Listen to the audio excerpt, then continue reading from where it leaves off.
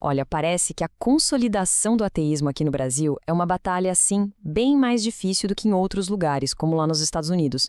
Mas por quê, né? Para a gente mergulhar nessa questão, vamos seguir a trilha de pesquisa do Dr. Jorge Guerra Pires, que investigou a fundo as raízes dessa diferença toda.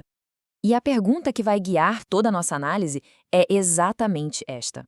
Não é uma questão de certo ou errado, mas sim de processo histórico.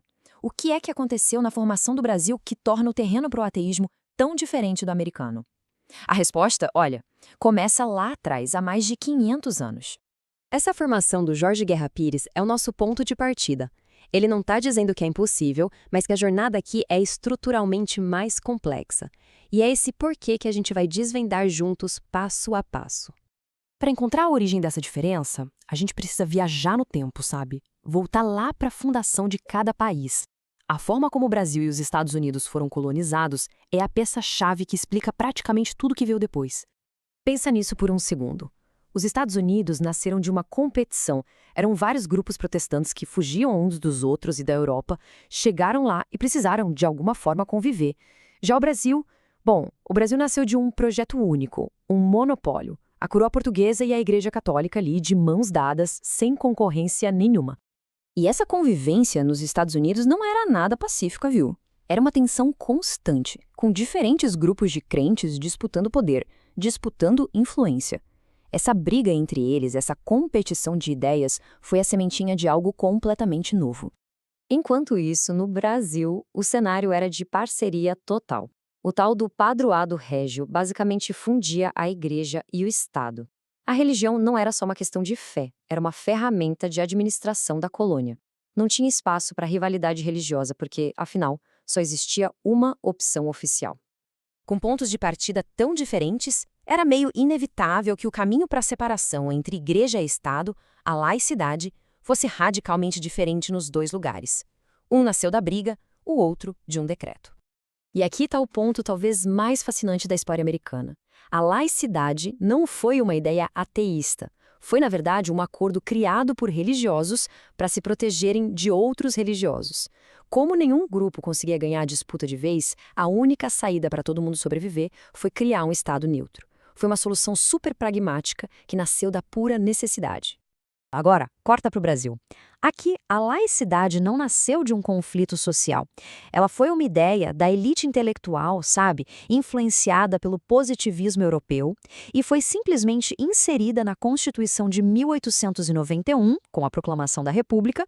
O problema é que isso aconteceu séculos depois de a cultura brasileira já ter sido toda moldada numa base católica.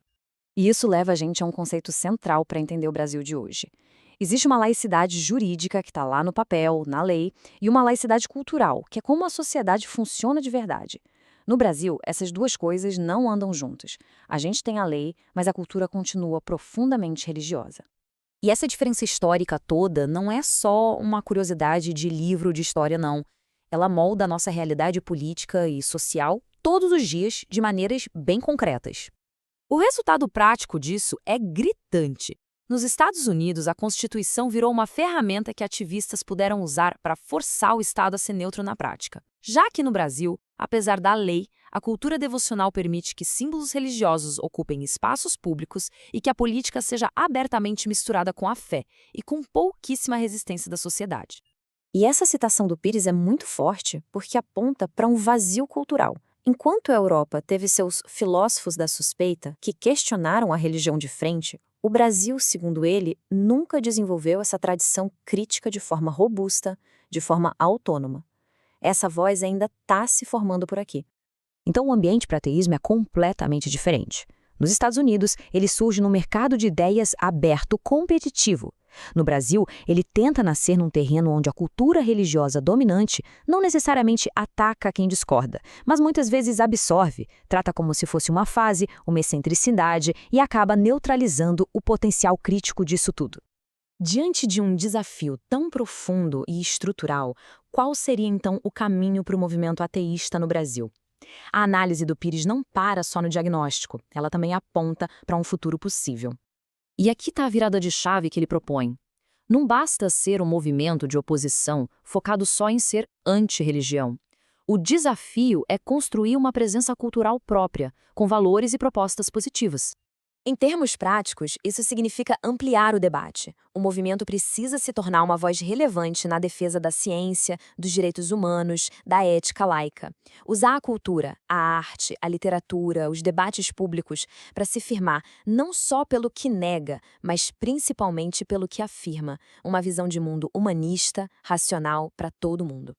E a gente termina com essa reflexão que resume todo o percurso. Talvez o maior desafio e também a maior oportunidade para o ateísmo no Brasil seja exatamente essa mudança de foco.